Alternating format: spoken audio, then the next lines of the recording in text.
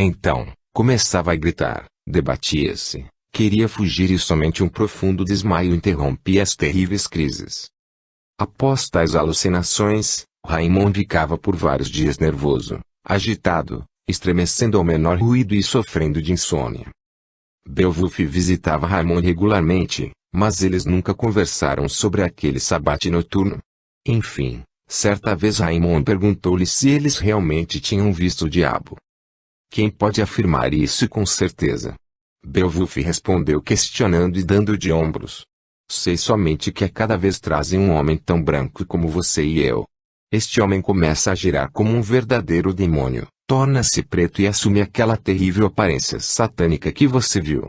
Mas, é difícil dizer se realmente acontece a metamorfose ou se é apenas a alucinação dos sentidos excitados dos presentes. Em geral, nessas reuniões acontecem coisas tão extraordinárias e incríveis que até desisti de pesquisá-las. Esses grandes mistérios aniquilam rapidamente a pessoa. Felizes daqueles que nem suspeitam da existência disso, observou Raymond com amargura. Você tem razão. Mas, talvez essa vida limitada lhe dê sensações mais completas e extraordinárias do que uma existência longa e descolorida. Para falar a verdade, eu achava que você era mais resistente. Você parecia bem mais resistente. Provavelmente não se acostumou a essas reuniões. Finalmente, Raymond foi um dia pela manhã aos aposentos de Abdias e ofereceu-lhe um documento que deixava para ele em garantia da dívida a uma propriedade que recebera pessoalmente de herança de um parente distante. O judeu olhou longa e atentamente. Então, parta, disse ele, após um curto silêncio. Não estou retendo-o, senhor conde. Daqui a 3 dias sai uma caravana com a qual pode chegar a Jaffa. Não preciso do seu papel e você não me deve nada. Veja. Estou rasgando seu recibo. A quantia a qual você se refere não foi emprestada por mim, mas pela Irmandade, que é rica por demais para exigir de seus membros a devolução do ouro tomado. Além disso, você já pagou a sua dívida com seu corpo e a sua alma.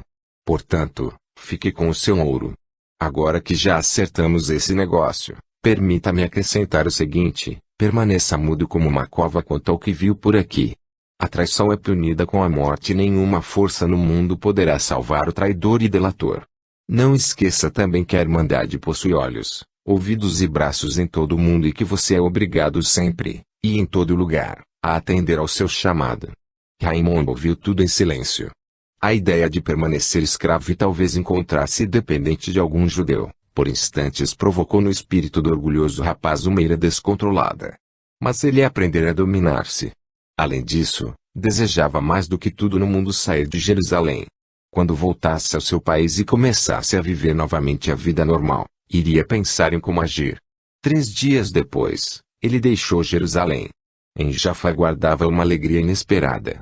No mesmo dia de sua chegada, atracou um navio trazendo a bordo o mensageiro de seu pai, o fiel Lucien, com o dinheiro pedido e uma carta do conde, contendo as seguintes lacônicas palavras: volte imediatamente se quiser que ainda o considere como meu filho. Capítulo 14. Arnulf deixou a Terra Santa e navegou para Veneza muito satisfeito com o que aconteceu ao irmão. O comportamento de Raymond dava-lhe novas esperanças.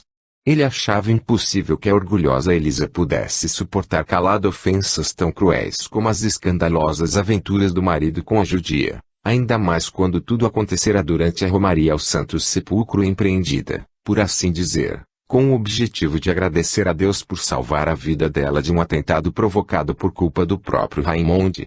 Então, Arnulf resolveu assumir a tarefa de informar a Elisa de todos os malefícios do irmão. O destino, entretanto, parecia testar a paciência do cavaleiro Riede. A travessia realizou-se nas piores condições. Uma terrível tempestade quase destruiu o navio.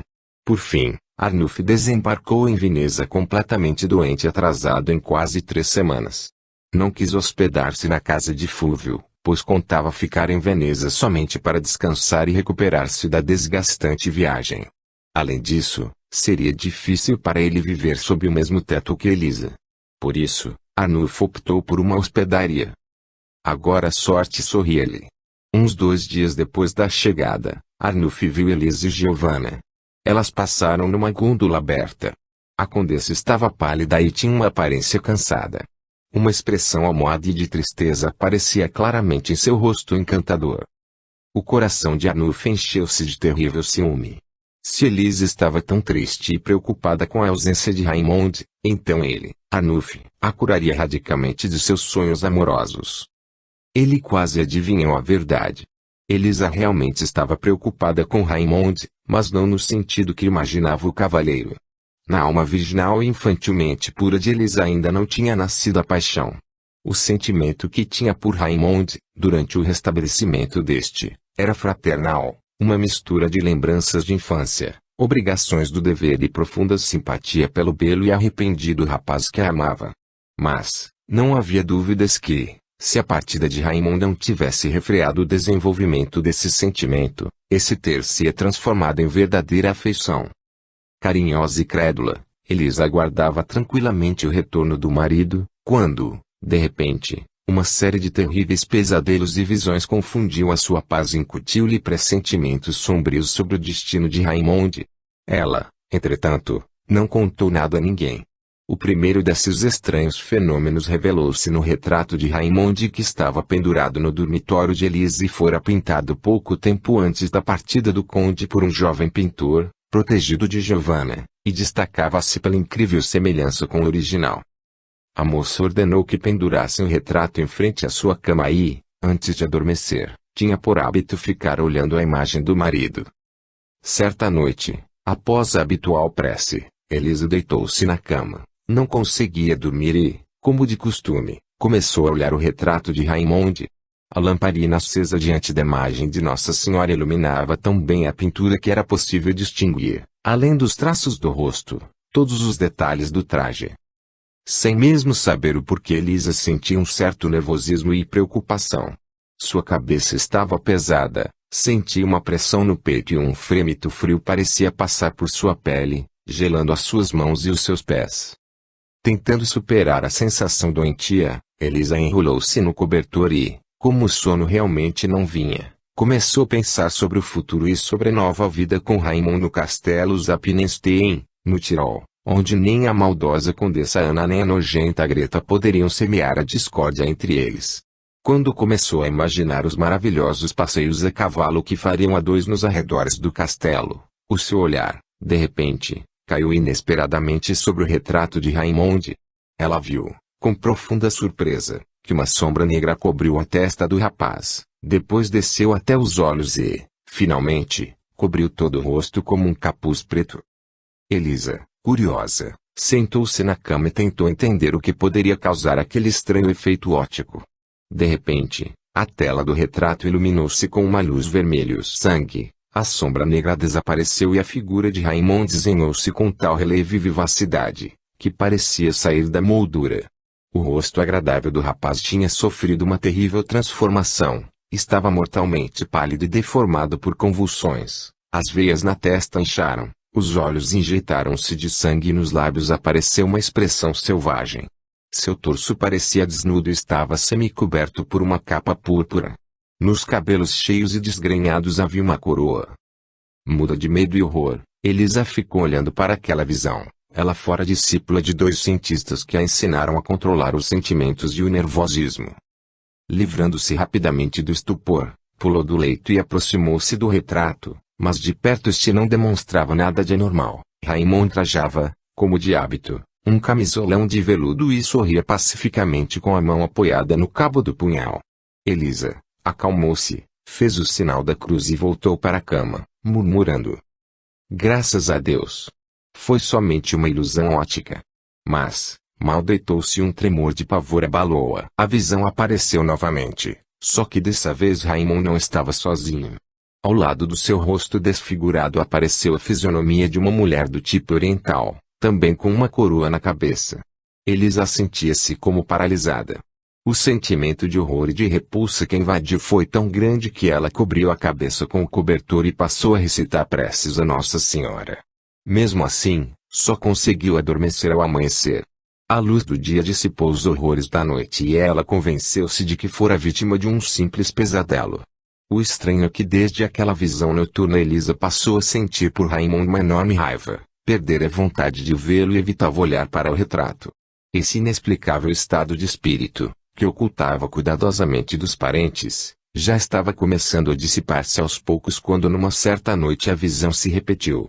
Dessa vez, o fundo do quadro apresentava um negro precipício para onde Raimundo caía, empurrado por uma mulher e por um homem cujo rosto iluminado por uma luz esverdeada respirava uma raiva puramente diabólica. Então, Elisa ficou tão desolada, que decidiu contar tudo aos seus amigos. Chamou Lareta e ordenou-lhe que a vestisse. A fiel camareira, assustada com a sua aparência pálida, perguntou se ela estava doente. Elisa tomou um copo de leite quente para recuperar a cor e foi direto ao quarto de Fúvio. O jovem veneziano estava sentado junto à janela em seu gabinete de trabalho, imerso na leitura de um arcaico manuscrito.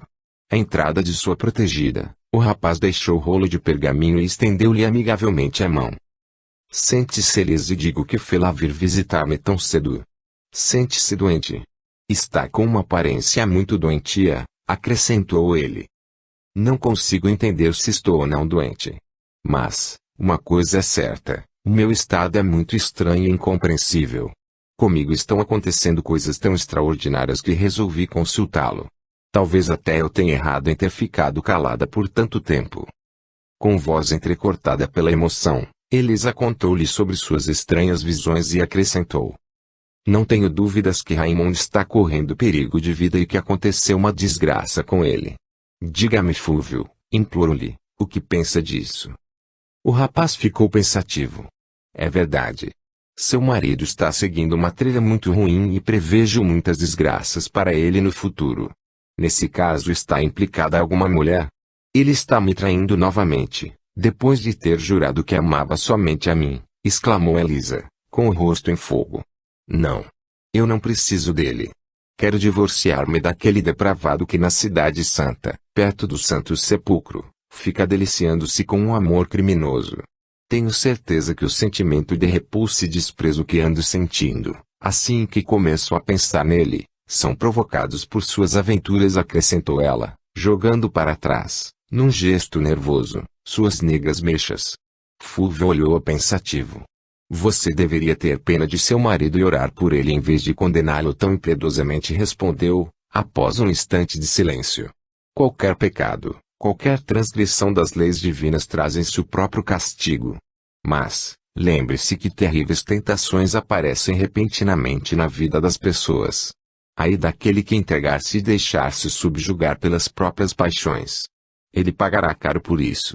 Às vezes, uma vida inteira é nada mais do que um prelúdio para tal momento decisivo que nos obriga a provar a força de resistência ao mal que conseguimos acumular na nossa alma. Nenhuma pessoa está livre desse terrível momento de provação. Esteja certa, Elisa, que tanto para você quanto para qualquer outra pessoa chegará esse momento de luta e somente o futuro poderá testar se você sairá vencedora. Digo-lhe isso para provar que o nosso dever é ser indulgente com os outros. Elisa, emocionada, ouviu com ar indeciso. Você quer me fazer entender que sou virtuosa somente porque ainda não caí em tentação e que, com o tempo, me entregarei às mesmas loucuras de Raimundo? Fúvio riu, puxou para perto de si a moça e beijou-a na testa. Não, não, minha querida. Deus me livre de supor coisas desse gênero. Espero que a nossa discípula saia vencedora de todas as provações que lhe prepara o futuro. Uma delas, sem dúvida, é Raimundo. Apenas quis dizer que, até agora, sua vida transcorreu clara e tranquilamente e que o sentimento que te provoca o conde é ainda muito indeterminado para poder servir de escudo no caso de você encontrar outra pessoa que atrai e desperte em você uma daquelas paixões, cujo poder e perigo você nem suspeita. Ore, minha querida, para que Deus livre de tal provação ou lhe dê forças e um inabalável sentimento do dever, a fim de suportá-la dignamente. Mas, agora, seja bondosa, condescendente e paciente. O dever de uma pessoa sã é limpar e tratar os ferimentos do doente e ela deve fazê-lo com compaixão e nunca com nojo. Fúvio, você sabe tão bem indicar o caminho do dever e descrever o prazer que traz a consciência do dever cumprido, disse a moça, com os olhos brilhando de entusiasmo. Quero ser indulgente com Raimundo por mais culpado que ele seja ante mim. Vou implorar as forças do bem para que me apoiem. Mas, Fúvio, você realmente acha que a oração é tão poderosa que pode afastar as tentações do nosso caminho? Não, minha querida. A oração não afasta as tentações, apenas o perigo de entregar-se a elas. Isso porque a oração extrai do fundo da alma a luz pura que reforça o corpo e clareia a mente. E se a concentração do pensamento é suficientemente forte para obrigar a pessoa a esquecer do próprio corpo, das próprias necessidades e da dor física e moral, então, ele realmente livra-se do corpo mortal. Daí, nas asas do êxtase, num único ímpeto, eleva-se até a fonte da luz celestial e absorve dela as forças de que necessita. Elisa ouviu calada e emocionada. Fúvio tirou um frasco da gaveta, colocou algumas gotas no copo e deu para ela. Beba, minha querida, e depois vá descansar. Algumas horas de sono irão recuperar as suas energias. Sobre o resto ainda teremos tempo para falar. Quando Elisa saiu do quarto, Fúvio encostou-se na mesa e ficou pensativo. Em seu rosto apareceu uma expressão de tristeza e amargura, apresentando um violento contraste com a sua habitual e levemente descuidada tranquilidade. Finalmente, livrando-se dos pensamentos, Fúvio levantou-se, tirou do armário um horóscopo e, voltando à mesa, ficou estudando-o por longo tempo. Mas, provavelmente, o que leu no livro do futuro não era nada agradável, pois, afastando num gesto brusco o horóscopo, mergulhou novamente em profundos pensamentos. Estava tão absorto que não percebeu quando a cortina levantou-se no fundo do quarto e no gabinete entrou o Barão Vart. Parando a alguns passos da mesa, ele começou a examinar atentamente o rosto sombrio do amigo. Em que pensa tanto? Perguntou. Fúvio estremeceu e endireitou-se. Por acaso, pensava em Elisa, em seu infeliz casamento e no futuro sombrio e cheio de emoções que aguarda? Insistiu o barão com um suspiro. O rapaz, então, contou em poucas palavras sobre as visões da moça. Apesar de todos os esforços, não consegui proteger o infeliz da armadilha de que ele foi vítima e que previ, apesar de não poder determinar exatamente de que tipo seria. Em todo caso, para o pai dele será um pesado golpe, observou o barão Conrad com um suspiro. Vejo que está estudando o horóscopo de Elisa. O que ele diz? Perguntou o Vart. Nada de bom. Prevê que Elisa logo encontrará em sua vida um homem marcado pela fatalidade, que despertará em seu coração uma grande paixão e que esse amor, aliás retribuído, será para ela a origem de grande desgraça. Raimond irá impedi-los de se unirem. Não apenas ele. Provavelmente, entre eles surgirá um obstáculo intransponível. Em geral, o futuro de Elisa está sempre recoberto por uma estranha penumbra. E você não consegue penetrar nessa penumbra, certo? Observou Vart. Em seguida, inclinando-se para o rapaz, acrescentou baixinho, entre nós, nunca falamos sobre o sentimento que tem por Elisa. Você sempre ocultou cuidadosamente, mas ninguém será capaz de dar a ela mais felicidade do que você. Um forte rubor cobriu o rosto de Fúvio. Por que mexe na ferida que deveria fechar-se sozinha? Perguntou, após um instante de silêncio. Você é onisciente e um famoso astrólogo e deve saber que o destino está contra mim e me separa de Elisa, certo? Mas, às vezes, uma decisão rápida e firme desvia o caminho traçado pelo destino na direção que a vontade humana deseja. Sei disso, mas também sei dos gritos a que se submete todo aquele que vai contra os fluxos astrais. Não me sinto suficientemente conhecedor e nem suficientemente poderoso para lutar contra eles. Elisa me ama como um irmão. Para que vou confundir a alma da pobre criança e retirar-lhe o firme apoio do ombro amigo, substituindo-o por um infeliz apaixonado e um desprezado pretendente à sua mão? Isso não. Esse papel é insuportável ao meu orgulho e à minha consciência. Quero dedicar a minha vida à ciência. Vou sacrificar todas as minhas paixões terrenas pela ciência. Ela me ajudará a vencer a carne e tornar-me espiritualmente superior. Fúvio suspirou. Seus grandes olhos negros brilhavam de energia e de entusiasmo. Naquele instante, ele não parecia nem um pouco com o homem frio e comedido que habitualmente era. O barão Vart, que observava-o, estendeu-lhe a mão e disse, você está certo. Sua vitória sobre o sentimento mais poderoso que perturba a alma humana servirá de garantia de que alcançará o ápice da ciência. E se o destino priva Elisa do melhor dos maridos, Em compensação, deixe-lhe o mais fiel e magnânimo dos amigos.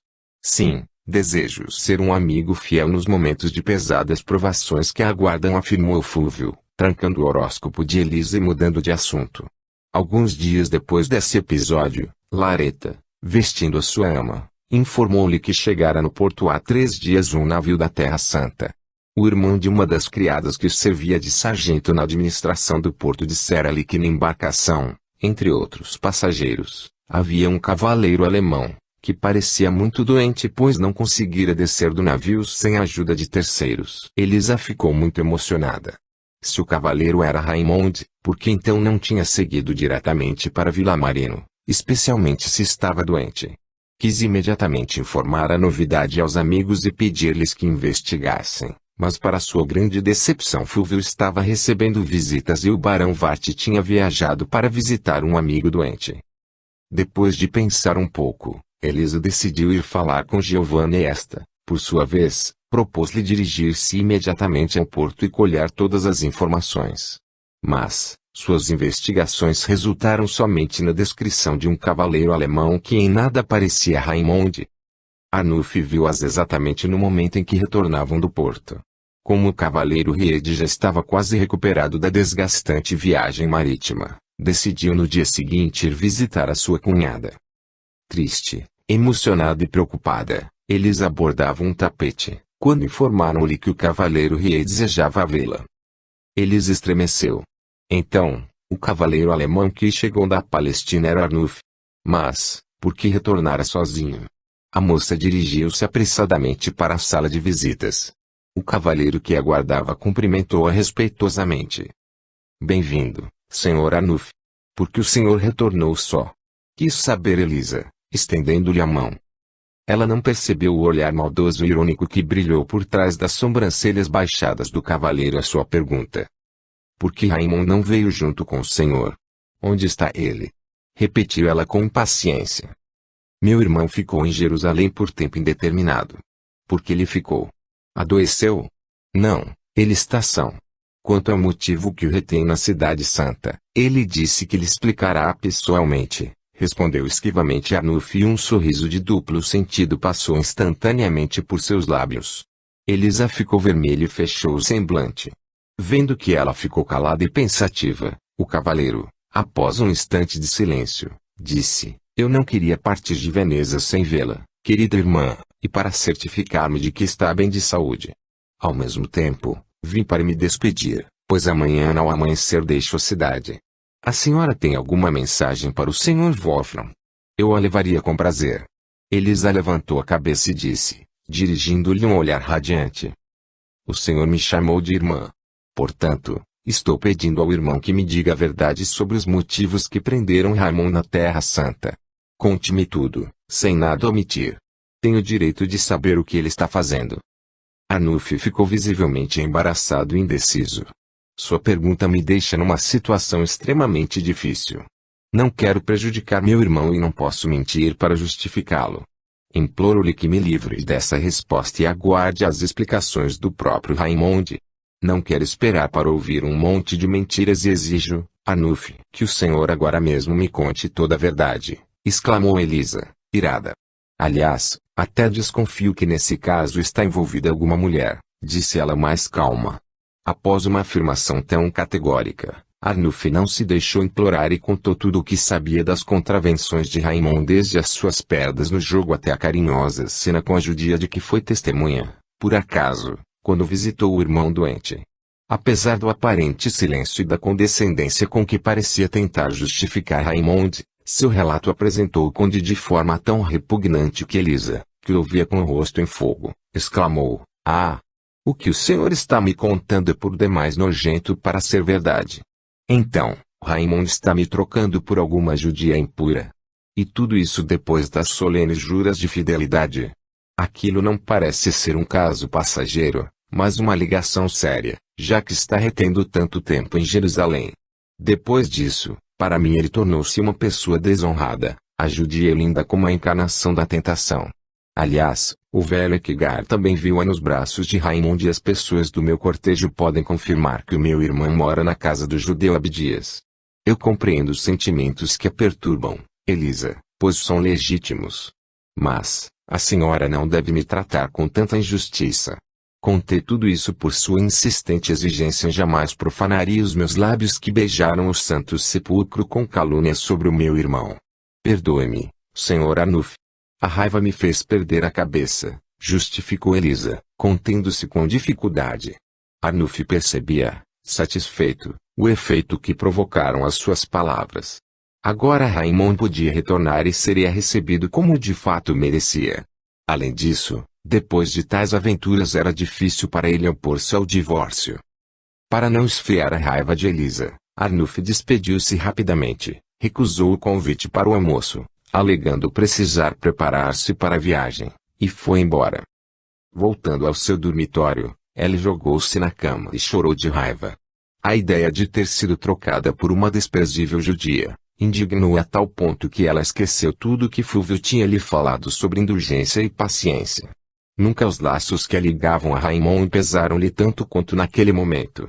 O marido tornou-se para ela um ser odioso e, então, ela tomou a inabalável decisão de separar-se dele. Capítulo 15. Enquanto na Palestina e em Veneza aconteciam os fatos descritos no capítulo anterior, a vida no castelo Riefenstein transcorria com sóbria e pesada monotonia. Desde a partida do filho, o conde Wolfram passou a evitar muito mais o seu castelo, vivendo por semanas inteiras na corte do conde de Tirol, em algum de seus castelos, na casa de amigos, ou ainda em distantes caçadas. Durante as longas ausências do marido, a condessa Ana entregava-se a uma exagerada religiosidade. Passava horas inteiras rezando em seu oratório ou conversando com o capelão. Mas tal devoção, além de não amainar o seu caráter, parecia deixá-la ainda mais áspera. Todo o tempo que lhe sobrava das orações e das conversas espirituais, a condessa dedicava à perseguição e os castigos dos criados pelas menores falhas. Ela até chibatava pessoalmente os pequenos pajens por roubarem doces ou por excessiva curiosidade. Por isso, todos no castelo odiavam a condessa. Como não era segredo para ninguém que a fria repulsa do conde pela esposa era uma ferida eternamente aberta para ela, e os criados ficavam contentes com o desprezo com que o Sr. Wolfram tratava Ana. Com a chegada do conde todos se animavam, desde a cozinha até os armazéns, pois a presença dele colocava um paradeiro nas maldades e nos maus tratos da condessa Ana. As relações entre a condessa e Greta, antes tão carinhosas, também esfriaram nos últimos tempos. Por sua esperteza e seus gostos grosseiros, Margarita Rametz parecia com a madrinha. Ninguém melhor do que ela sabia granjear a anuência da condessa. Mas, desde a chegada da carta anunciando a reconciliação de Raimond com a esposa, a moça tornou-se sombria, raivosa, calada, procurando sempre isolar-se. O ciúme e o ódio de Greta não conseguiam acalmar-se. Com a teimosia característica de pessoas tolas, ela agarrava-se à ideia de que, apesar de tudo, conseguiria tornar-se condessa de Riefenstein. Para tanto, era necessário apenas encontrar um meio de livrar-se de Elisa e o coração inconstante e leviano de Raimond, sem dúvida, retornaria para ela. Certa vez, quando Wolfram estava ausente, Ortruda chegou para visitar a amiga. Ortruda mudara muito nos 12 anos que se passaram. Não havia nem sinal de sua antiga beleza. Sua elegância transformou-se em magreza, a cor do rosto adquiriu uma tonalidade amarelo escura, os cabelos ficaram grisalhos e profundas rugas recortaram sua testa e as faces. Mas, a mudança dela não foi somente física. Um terrível nervosismo a fazia correr de um lado para outro e no seu olhar descorado e fundo brilhava algo agitado e sinistro. Ortruda parecia tratar a condessa Ana com menos simpatia do que antes. Em compensação, passou a tratar Greta com inesperada atenção e conseguiu aliciar tanto a moça que esta viajou com ela ao castelo Finsterbach e passou lá algumas semanas. A partir de então, Greta tornou-se uma visita tão assídua de Ortruda que só ficava alguns curtos períodos com sua madrinha. Se a condessa Ana levasse uma vida menos reclusa e não ficasse trancada no castelo, talvez tivesse colocado um limite à estranha amizade de sua afilhada com uma mulher que tinha a idade de ser sua mãe e sobre a qual corriam boatos nada lisonjeiros. O castelo Finsterbach tornou-se suspeito. Diziam que era visitado por pessoas desconhecidas e que nele aconteciam reuniões secretas de pessoas de diversas classes sociais. Naqueles tempos, tais encontros levantavam suspeitas de estarem se reunindo seitas repulsivas para realizar suas orgias satânicas na calada da noite. Muito provavelmente tal seita sacrílega tenha tido seu início na Palestina, um território arenoso que os cristãos e os muçulmanos disputavam com grande ferocidade. Aquele país fervilhava de aventureiros atraídos à Terra Santa mais pela avidez, sede de saques e disposição guerreira da época do que pela virtude.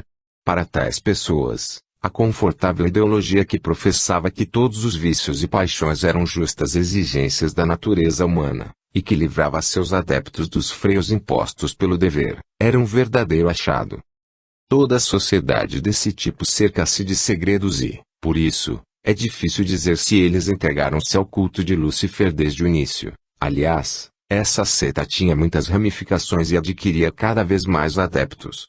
No século XII ela foi levada à Europa e começou a espalhar-se como uma peste, englobando a Áustria, a Síria, o Tirol, a Boêmia e, por fim, toda a Alemanha, de onde já tinha se expandido para a França. Portanto, Ortruda era suspeita de pertencer àquela sociedade criminosa e colocar os subterrâneos do castelo à disposição da seita, mas esses boatos disseminaram-se silenciosamente entre o povo simples. Ninguém ousava acusar abertamente a rica e nobre dama.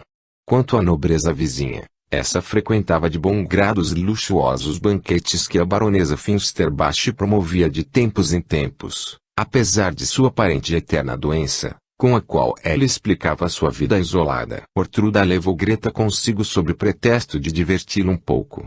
Na realidade, ela tinha um objetivo muito diferente, ou seja, queria introduzi-la na seita satânica, a qual ela mesma pertencia e que sempre precisava de moças para os seus sacrilégios e ritos sangrentos. Mas antes de revelar a Greta o seu perigoso segredo, Ortruda queria adquirir dela total confiança para poder dominá-la completamente. Certa noite, quando Margarita Hametz visitava pela primeira vez o castelo Finsterbach, Ortruda passou a falar de Raimund e conduziu a conversa tão habilmente que Greta, ansiando desabafar com alguém o seu coração transbordando de fel, contou-lhe tudo o que fervia em seu peito contra o amigo de infância. Pobre criança! Como entendo os sentimentos que afligem! Observou Ortruda, ouvindo com ostensiva solidariedade a confissão de sua visita. Mas, querida Margarita, nesse caso o grande culpado não é Raimund. Os homens são frequentemente inconstantes, levianos e deixam-se levar facilmente. Se lhes herdou alguma fração da arte de sedução que possuía a mãe dela, então não é de admirar que, por causa dela, Raimund tenha se esquecido de todas as obrigações com você. Oh! Não há dúvida que aquela miserável fez todo o possível para seduzir Raimund e obrigá-lo a trair o seu juramento. Mas, não é esse o caso. Um homem honesto não se torna um perjuro diante da primeira tentação e não paga com o esquecimento e o desprezo um amor como o meu. Não sou do tipo de mulher que perdoa tais ofensas. Eu me vinguei e joguei uma desgraça sobre ele, disse Greta com o rosto em fogo e olhar faiscante. Epa! Será que você, Greta, tem o poder sobre a felicidade e a desgraça das pessoas? Perguntou Ortruda com um leve riso. Não eu, mas um homem possuidor de uma ciência secreta. Acho que ele é um terrível feiticeiro. É um judeu chamado Misael, de Brixen, respondeu a moça com voz baixa e inclinando-se para Ortruda. Esta estremeceu. Você conhece Misael? Oh! Então, aí do Raimund. Misael irá enviar sobre ele os espíritos da escuridão. Greta contou à sua nova amiga todos os detalhes do encantamento. Oh! Agora não tenho mais dúvidas que desgraças desabarão sobre a cabeça de Raimund. Mas, minha filha, não seria mais sensato aproveitar o poder do feiticeiro para trazer o traidor aos seus pés e provocar um rompimento entre ele e Elisa? Provavelmente, o feiticeiro que protege Elisa é mais forte que Misael e o judeu foi incapaz de ajudar-me nesse caso, disse Greta, lamentando-se. Ele, incapaz?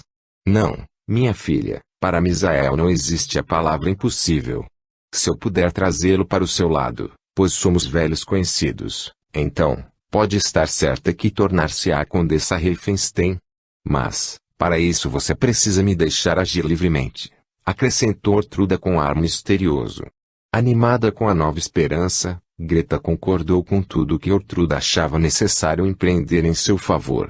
Desde aquele momento, uma estreita amizade iniciou-se entre as duas mulheres de idades tão distintas. Alguns dias depois dessa conversa, Ortruda recolheu-se cedo aos seus aposentos, alegando indisposição. Ela ordenou as criadas para despí-la e depois dispensou-as proibindo que a incomodassem sob qualquer pretexto. Passaram-se 2 horas. Aos poucos, no castelo reinou silêncio e tudo mergulhou em sono profundo. Quando o velho relógio bateu 10 horas, Ortruda levantou do leito, vestiu-se em silêncio e, como uma sombra, dirigiu-se à pequena sala que servia de biblioteca e de arquivo do castelo. Lá, apertou uma alavanca oculta e imediatamente uma parte da parede com estantes abriu-se, revelando uma pequena porta que saía para um corredor talhado dentro da espessa parede. Ortruda passou pelo corredor, desceu uma longa escadaria e, em seguida, saiu numa ampla galeria subterrânea que terminava numa grande sala circular iluminada por 2 tochas fixadas na parede. A luz avermelhada e bruxuleante das tochas iluminava fracamente a mobília da sala que, provavelmente, tinha uma finalidade especial, pois de um lado, num nicho, havia um altar e, em frente à entrada, havia um banco de pedra num elevado de 3 degraus. Um homem que andava impacientemente pelo quarto, ao ver Ortruda parou e, inclinando levemente a cabeça, disse com voz entrecortada e severa: "A senhora marca o dia e depois me faz esperar. O que quer de mim?" "Quero conversar com o senhor sobre negócios da Irmandade, Misael." "Espero que aceite como novo membro uma pessoa que é muito difícil de conseguir", respondeu Ortruda, sem se ofender com o tom dirigido a ela pelo judeu que, quando encontrava de dia, a tratava com a docilidade de um servo. Mas, no subterrâneo, Misael não parecia mais o humilde e temeroso judeu que os habitantes de Brexen conheciam. Ali, ele era o senhor que dirigia e dava ordens à orgulhosa dona do castelo. Até a sua aparência mudava no momento em que trocava sua longa veste oriental pelo traje de cidadão, que destacava sua alta e magra figura. Ambos sentaram-se à mesa e entabularam uma animada conversa. Falaram de Greta. No início, Misael não parecia disposto a aceitá-la no seu bando satânico, mas depois de raciocinar com mais sensatez declarou que concordava e deu a Ortruda instruções detalhadas, que ela prometeu cumprir criteriosamente. A partir daquele dia, o tema principal das conversas entre Ortruda e Greta era Misael e seu surpreendente poder ocultista. Quando a jovem já estava suficientemente preparada, Ortruda deu-lhe a entender que existia uma sociedade de iniciados que estudavam as ciências secretas que davam aos seus adeptos poder infinito sobre as pessoas e a natureza. Se você conseguisse ser aceita na Irmandade, poderia então, por si mesma, mandar no coração de Raimund e fazê-lo sentir tanta repulsa de Elisa que ele a afugentaria imediatamente. Fingindo aceitar os rogos de Greta, Ortruda prometeu-lhe tentar introduzi-la na sociedade e confessou que ela mesma estudava magia e já possuía um certo poder. Certa noite, após fazer um solene juramento de guardar silêncio sobre tudo que visse, Margarita Rametz desceu para o subterrâneo, onde Misael a recebeu como sua discípula. O judeu era um tutor muito hábil e conseguiu fazer-se interessar a sua preguiçosa e limitada aluna, ensinando-lhe alguns vazios passos de magia, entre os quais, os que provocavam e tiravam dor de dente. Tola e vaidosa, Greta imaginou-se uma grande feiticeira e quando conseguiu provocar dor de dente numa criada, no capelão e até na própria Condessa Ana, durante a sua estada no castelo Riefenstein, seu orgulho não teve limites. Assumiu uma postura misteriosa e concentrada, que chamou a atenção do conde Wolfram. Essa última circunstância não prenunciava nada de bom para aquela amizade e as intermináveis visitas de Margarita ao castelo Finsterbach. Alguns boatos desabonadores sobre Ortruda chegaram aos ouvidos do conde, mas este, sabendo de experiência que qualquer observação sua iria somente provocar briga, decidiu vigiar tudo pessoalmente, esperando que com sua perspicácia descobrisse facilmente o mistério de que se cercava Margarita. Mas, neste ínterim, houve um acontecimento que deu uma direção completamente oposta aos seus planos e que o obrigou até a esquecer da existência de Margarita. Arnulf retornou da Palestina e as notícias que trouxe sobre Raimund eram do tipo que provocaram enorme preocupação no espírito do pai. Além disso, a necessidade de enviar imediatamente para Raymond uma significativa soma de dinheiro deu muito trabalho ao conde Wolfram. Naquele tempo distante, a riqueza da nobreza consistia principalmente em propriedades imobiliárias. O dinheiro era muito raro e concentrava-se principalmente nas mãos de mercadores e judeus. Apesar de o conde ser muito rico, não dispunha da considerável soma solicitada por Raymond. Mas, Wolfram tomou as medidas necessárias e, uma semana após a chegada de Arnulf, um procurador com o dinheiro já seguia para a Terra Santa. O temor e a preocupação torturavam o coração de Wolfram. Raymond nunca antes demonstrara atração pelo jogo e como então foi revelar esse vício em Jerusalém? Como pôde ele, esquecendo sua obrigação para com Elisa, entrar numa relação criminosa com uma judia? Talvez até tenha sido desencaminhado por ela, fazendo-o entrar numa das suas seitas secretas. Muitos templários tinham sido acusados de pertencer ao satanismo. Era grande o perigo que corria uma pessoa jovem, inexperiente e leviana como Raymond. Além do temor que torturava o coração paterno de Wolfram, as notícias trazidas por Arnulf provocaram constantes brigas entre o conde e sua esposa, pois a condessa Ana insistia em culpar Elisa pela infeliz peregrinação do filho. Aproveitando esse argumento, ela cobriu o marido de repreensões quanto ao maldito casamento com que ele uniu as crianças, só para contrariá-la, e que se transformou na ruína de seu único filho, pois a filha da aventureira italiana, que morrera de morte ruim, só podia trazer desgraças. Irritado, o conde apelou para o seu habitual meio de livrar-se das brigas conjugais, ou seja, viajou para a corte do conde de Tirol, decidido a não voltar até o tempo da provável chegada de Raymond. Enquanto tudo isso acontecia no castelo Riefenstein, Greta instalou-se quase definitivamente no castelo de Ortruda Finsterbach. A notícia de que Raymond não tinha retornado com o irmão não a preocupou nem um pouco. Ela já se considerava inteiramente dona do destino dele. Se ela tivesse tempo de adquirir mais um pouco de conhecimento e poder até a chegada de Raymond, melhor seria. Misael continuou a administrar a Greta as pseudo-aulas de magia. Aliás, ele organizou em sua homenagem uma reunião, na qual ela foi solenemente admitida no círculo dos iniciados. Só que nessa reunião não teve orgias nem sacrilégios. Cantaram somente hinos louvando a ciência. Depois, sobre o altar, surgiu uma figura encapuçada que entregou a Greta um emblema da sociedade, um triângulo de ouro numa fita púrpura, e todos os presentes a saudaram ruidosamente. Misael colocou sobre sua cabeça uma coroa de louros e fê-la sentar-se sobre o trono de pedra como a rainha da reunião. Ortruda ficou confusa com a estranha comédia que não conseguia entender. Às suas perguntas contidas, Misael respondia com sorrisos semi-irônicos e misteriosos e, no final das contas, disse-lhe que ela logo saberia os motivos de tal mudança no habitual ritual de iniciação. Ortruda, apesar da raiva, teve de contentar-se com aquela promessa. Algumas semanas depois da cerimônia de iniciação, que encheu o coração de Greta de felicidade e de orgulho, Misael convocou Ortruda para um encontro secreto no subterrâneo. Lá, informou-lhe que logo chegariam da Palestina dois importantes membros da Irmandade, ou seja, o chefe da ramificação da Palestina e sua irmã.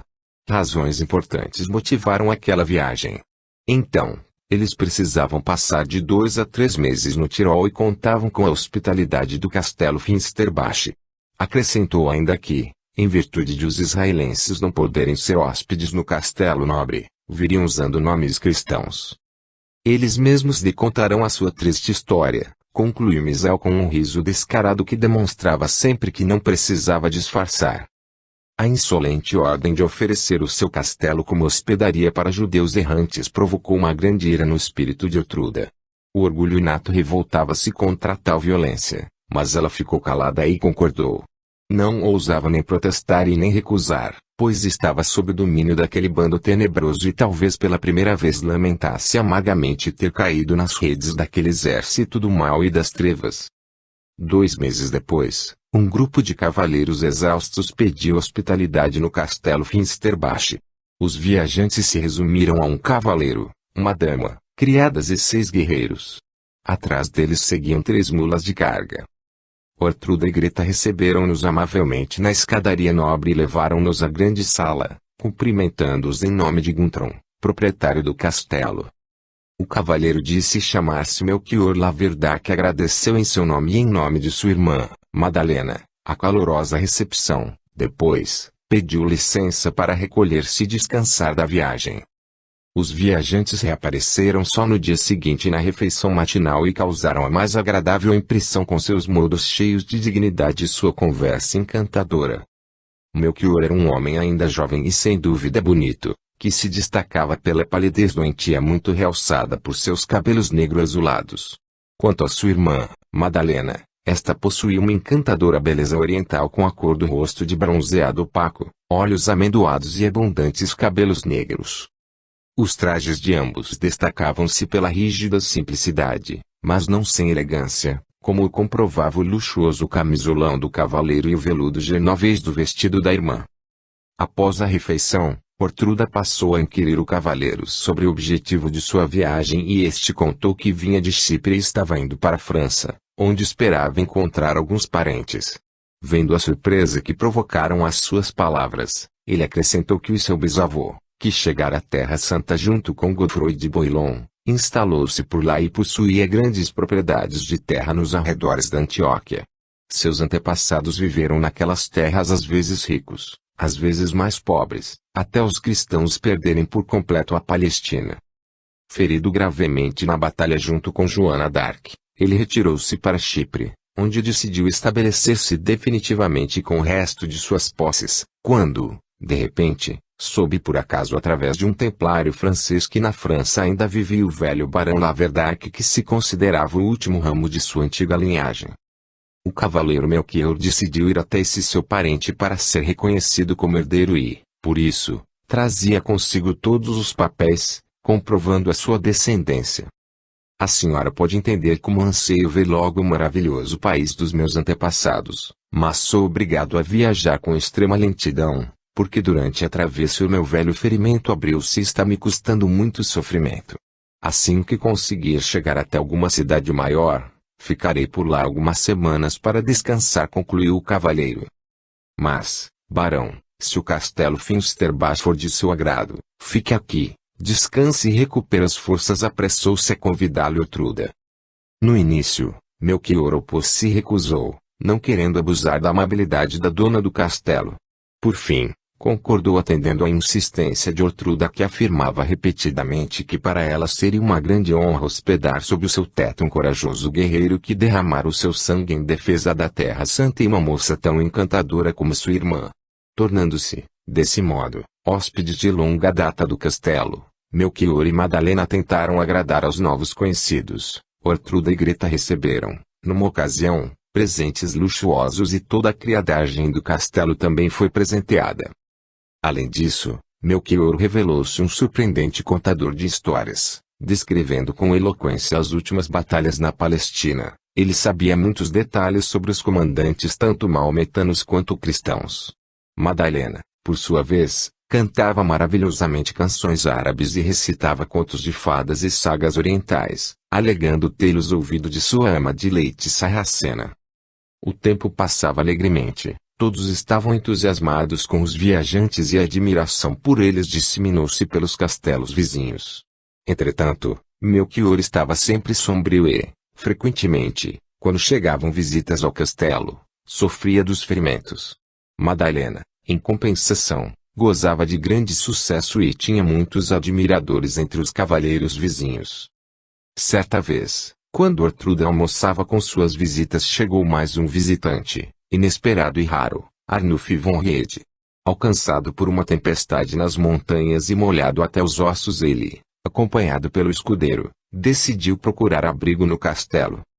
Quando lhe apresentaram o barão, Arnulf olhou com atenção e surpresa. Pareceu-lhe ter visto em algum lugar o rosto de Laverdac.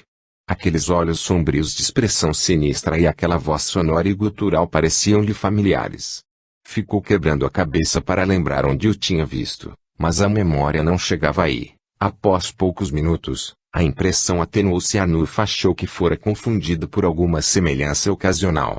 Além disso, ele estava interessado em outra coisa e contou a Ortruda como seu enteado, o comandante da Ordem dos Templários, Erwin von Finsterbach, chegou na região com outro cavaleiro, acompanhando a filha, a condessa Riefenstein, e que todos eles instalaram-se no castelo Zappenstein.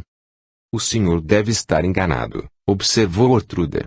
Se Erwin estivesse por aqui, passaria para me ver, pois jamais faltou com o dever de trazer os respeitos à viúva de seu pai. Elisa também teria vindo com o marido, evidentemente. Mesmo que viesse antes dele, ter-se-ia instalado em Riefenstein e não ficaria sozinha no castelo Zappenstein, que depois do luxuoso palácio de Falerie vai parecer-lhe um ninho de coruja. Mas, o que lhes contei está correto. Já faz uma semana que a condessa Elisa está aqui e instalou-se em Zappenstein com 2 cavaleiros, que devem ter chegado a negócios da ordem e estão hospedados provisoriamente no castelo por causa do incêndio do seu posto de comando. Todas essas novidades me foram transmitidas pelo meu capelão, continuou Arnulf, inspirado. Ao passar por Zappenstein e vendo na torre a bandeira dos Templários, ele entrou no castelo para descansar, mas nada mais conseguiu saber. Os 2 cavaleiros estavam ausentes.